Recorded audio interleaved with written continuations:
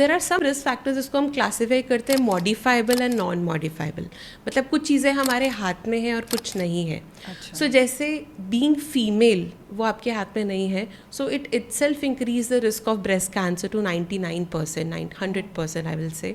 Means आप female है, breast issue है तो हो सकता है। जिन फीमेल्स में पीरियड्स जल्दी स्टार्ट होते हैं, लाइक 12 से भी पहले, 12 ईयर्स की एज से भी पहले होते हैं, एंड मेनोपॉज जिसको हम बोलते हैं पीरियड्स का बंद होना, वो 55 के बाद होता है। So this is also risk factor and ये आपके हाथ में नहीं है।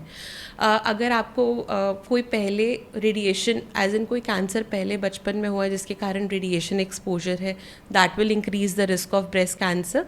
सो these are the main things.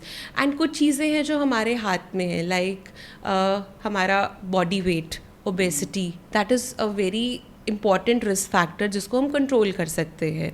Then हमारा लाइफस्टाइल मॉडिफिकेशंस, तो you have a pregnancy before the age of 30, the risk of breast cancer decreases.